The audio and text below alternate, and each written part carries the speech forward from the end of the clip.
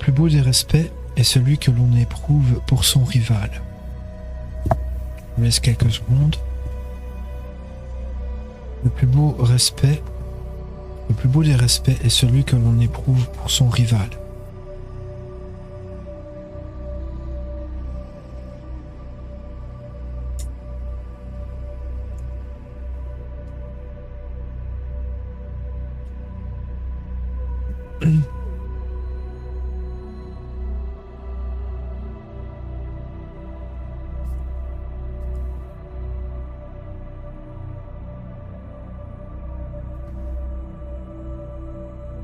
Alors, respecter les gens que l'on aime bien, tout comme bien se comporter avec des gens que l'on aime bien, les amis, la famille, les bonnes connaissances, les bons collègues, etc.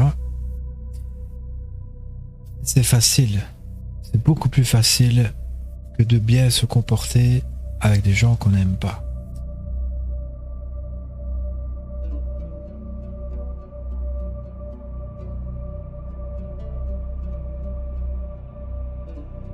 Ça me fait penser aussi à une phrase de la Bible qui dit sois gentil avec ton ennemi et tu amasseras des charbons ardents sur sa tête. Donc, bien se comporter avec, entre guillemets, nos ennemis, c'est beaucoup plus ça pique, entre guillemets, ça attaque l'ego de la personne beaucoup plus que si on se comporte mal et qu'on se réduit quelque part à son attitude. En fait, si la personne a des mauvais comportements, a des mauvais propos, etc. à notre égard, de près ou de loin, en face ou par derrière, mais que nous, on continue à bien agir, à bien se comporter, là, on l'enfonce, en fait. On enfonce la personne, entre guillemets.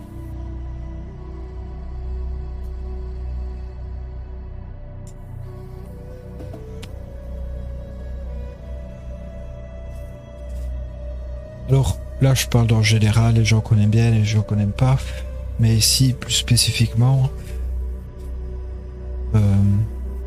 quand on est rival, que ce soit d'un point de vue professionnel, à vouloir conquérir la même personne, à vouloir obtenir le même objet, à conquérir, je sais pas moi, un territoire ou un titre en sport, quand il y a de la compétition dans le sport, partout où il y a de la compétition, peu importe, la personne qui est en face de nous, ou l'équipe qui est en face de nous, est aussi bonne, voire plus bonne, voire meilleure que nous, ou essaye de nous challenger, de nous contester notre titre ou quoi. Il faut respecter, entre guillemets, si la personne ou si l'équipe fournit un bon travail, fournit un bon effort, a des qualités, et ben il faut respecter ça, en fait, parce que plus on aura du respect face à son, je veux dire,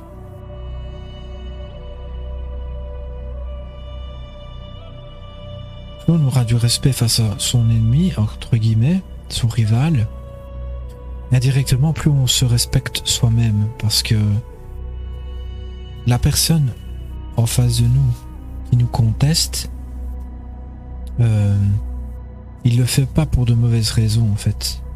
C'est sûrement qu'il y a quelque chose en nous qui le jalouse. Et ça, la jalousie est clairement un gros moteur de conflit, voire l'un des plus gros moteurs qui soit, si pas le plus gros moteur qui soit, qui nous pousse à faire du mal ou à porter atteinte à autrui, c'est la jalousie. Et la jalousie vient de la reconnaissance que la personne est ou possède quelque chose qui a de la valeur. Donc, valeur à nos yeux. Donc, une forme de respect et d'admiration. La personne nous voue.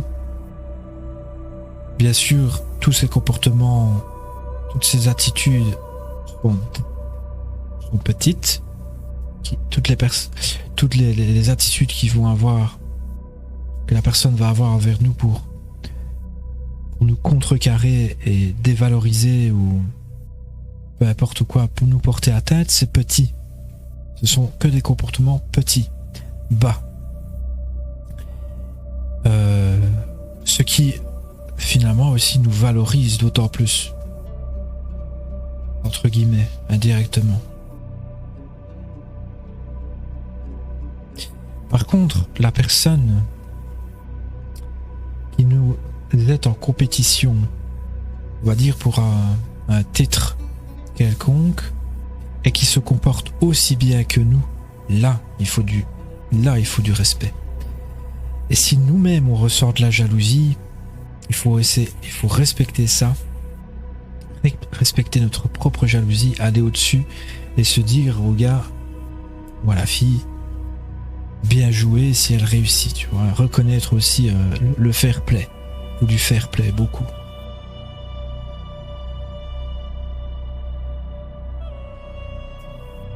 Et tous les bons joueurs, tous les bons combattants, tout bon joueur doit être fair play et doit reconnaître la qualité de ce que son adversaire, la qualité comportementale que son adversaire a produit. Moi j'adore les jeux vidéo. Et il y a certains jeux. Alors, quand c'est contre une IA, j'aime bien jouer à la difficulté maximum, et bien souvent, parce que j'ai bien conscience aussi que plus mon adversaire est fort, que ce soit une IA ou un vrai joueur, plus mon adversaire est fort, plus je me renforce. Plus le défi est élevé, plus on se renforce. Vous comprenez, là je m'inspire aussi de Dragon Ball, l'esprit Saiyan, l'esprit de Sangoku qui est toujours content quand il va se mesurer à un adversaire qui au départ à chaque fois est plus fort que lui.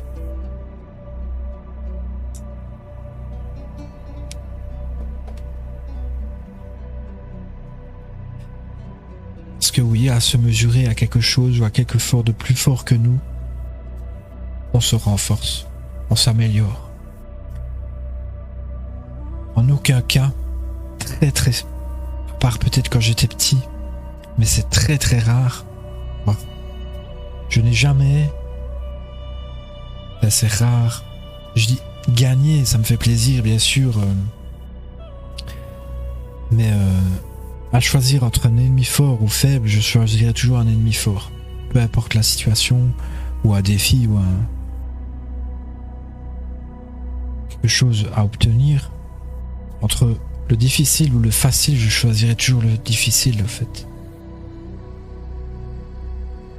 Je n'ai pas de... Maintenant ça fait partie, c'est aussi de mon éducation, ma personnalité, mon signe lion, etc. Mais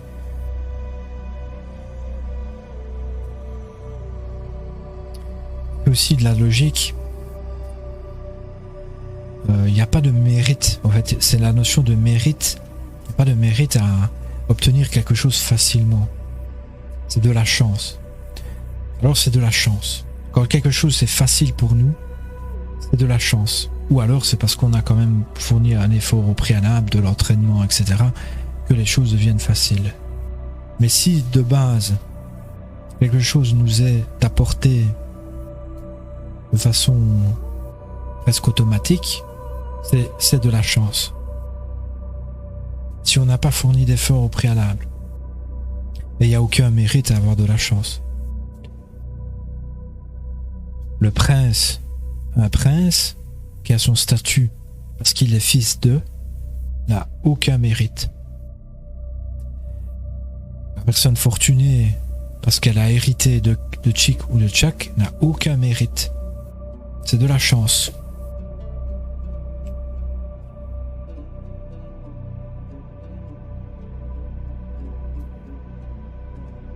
N'a aucun mérite pour cela, en tout cas. Hein. Elle a peut-être des qualités autres, mais en tout cas, concernant la fortune d'héritage, la personne n'a aucun mérite. Pas pour autant qu'il faut la mépriser, mais reconnaître que c'est de la chance.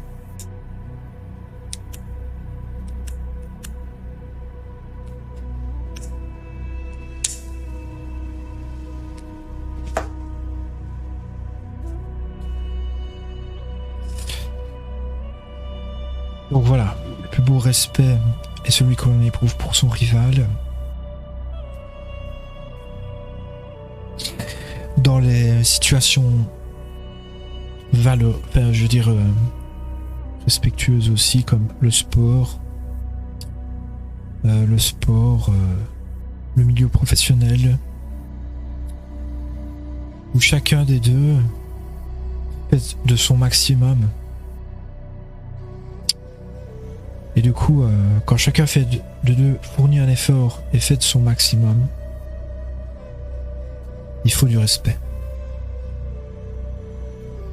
Et par le respect qu'on témoigne à l'autre, on s'anoblit également. On a en nous quelque chose qui nous grandit.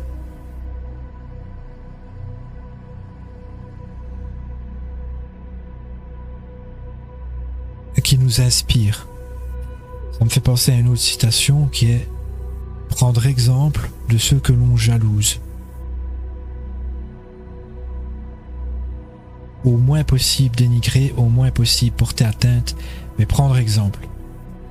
Avec humilité, de se dire « Ok, il fait ça, il le fait mieux que moi.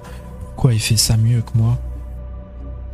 Et je vais essayer de faire un peu comme lui pour essayer d'obtenir et de devenir quelque chose de similaire, quoi.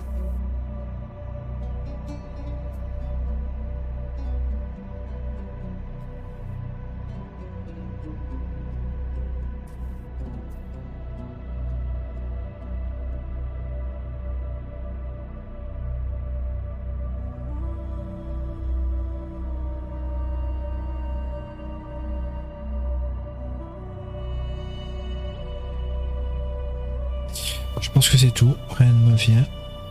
Merci de me suivre et à demain ou à bientôt pour une nouvelle lecture.